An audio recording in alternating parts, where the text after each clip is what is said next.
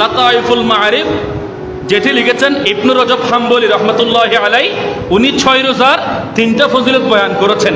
Number 1 হলো ফরজ এবং ওয়াজিবের ঘাটতিগুলো পূরণ হয়ে যায় বান্দা যখন 30 রমজানের পরে এই 6 রোজা রাখে। রমাদানুল কারীমের 30টা রোজা রাখার পরে যেই আল্লাহর বান্দা রাসূল আরবি সাল্লাল্লাহু তাআলা আলাইহি ওয়াসাল্লামের উম্মত শাওয়াল মাসের মধ্যে 6টা রোজা রাখবে, ওই 6টা রোজার কারণে রমাদানুল কারীমের যেই বিগত রোজাগুলো ছিল ওইখানে যদি কোনো ফরজের ঘাটতি হয়, কোনো ওয়াজিবের ঘাটতি হয়, ওই ফরজ এবং ওয়াজিবের ঘাটতিগুলা পূরণ করে দেওয়ার জন্য এই শাওয়াল মাসের 6 রোজা রাখতে হয়। বড় করে বলেন না সুবহানাল্লাহ। কারণ রমাদানুল কারীমের মধ্যে ফরজ এবং ওয়াজিব আমল আছে না নাই? এই ফরজ এবং ওয়াজিব আমলগুলার ঘাটতিগুলা যিনি পূরণ করে দেন সে হলো শাওয়ালের 6 রোজা। সুবহানাল্লাহ।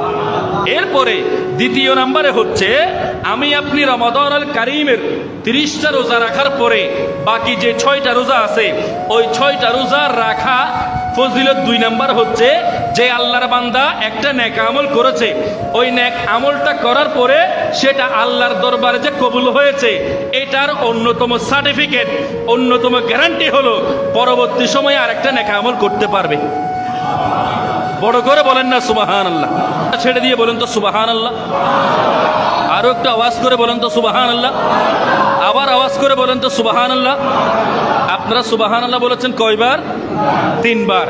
প্রথমবার সুবহানাল্লাহ বলার পরে প্রথমবার সুবহানাল্লাহ যে আল্লাহর দরবারে কবুল হয়েছে এটার অন্যতম সার্টিফিকেট, অন্যতম গ্যারান্টি হচ্ছে 2 নাম্বারের মধ্যে আপনি সুবহানাল্লাহ বলতে পেরেছেন। সুবহানাল্লাহ আল্লাহর দরবারে কবুল হয়েছে এটার অন্যতম গ্যারান্টি হচ্ছে আল্লাহ পাক রব্বুল আলামিন আপনাকে আরো একটি বার নেক আমল করার তৌফিক দিয়েছেন। 3 নম্বরের মধ্যে আমি আপনি এসে বলেছি সুবহানাল্লাহ। ঠিক একইভাবে রমাদানুল কারীমের রোজাগুলো আল্লাহর দরবারে আমার আপনার নাম অনুযায়ী কবুল হয়েছে সেটার অন্যতম সার্টিফিকেট হচ্ছে আমার আপনার রোজাগুলো কার দরবারে কবুল হয়েছে। আমি আপনি যে রমাদানুল কারীমের রোজা রেখেছি, ইবাদত করেছি, তাসবিহ পড়েছি, তাহলিল করেছি, কোরআনের তেলাওয়াত করেছি, তারাবির নামাজ আদায় করেছি, কদরের নামাজ আদায় করেছি, এই সব কিছু আল্লাহ পাক রব্বুল আলামিন আমাকে আপনাকে হায়াত দিয়েছেন, শুকরিয়া করার দরকার আছে না নাই?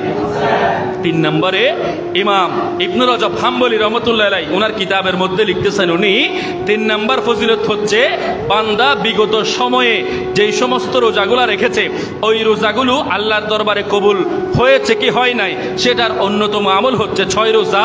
এই 6 রোজাগুলো রাখার ক্ষেত্রে গিয়ে 6 রোজাগুলো আল্লাহর কাছে দিয়ে দেওয়া, আল্লাহর কাছে উপটকন দেওয়া যে আল্লাহ আমি শুকরিয়াতান বিগত একটা মাস যে আমি রোজা রাখছি সেটার শুকরিয়াতে আমি বাকি 6টা রোজা আদায় করতেছি। আমার দয়াল নবীজি রাত জেগে ইবাদত করত। এইখানে আমার দয়াল নবীজির বুক মোবারক একেবারে ঘামে ভিজে যেত, পাগুলা ফুলে, তাহাজ্জুদের নামাজ এত বেশি আদায় করেছে পাগুলা ফুলে যেত।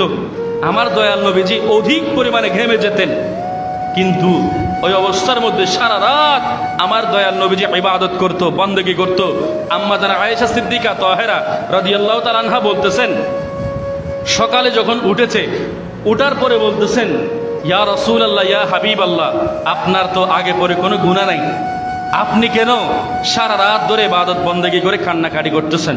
আমার দয়াল নবী বলতেছেন আয়েশা শোনো শোনো, দুনিয়ার জমিনে আল্লাহ আমাকে এতগুলো নিয়ামত দান করেছেন, এই নিয়ামতের শুকরিয়া কি আমি রাসূল করব না? জবান খুলে বলুন না সুবহানাল্লাহ।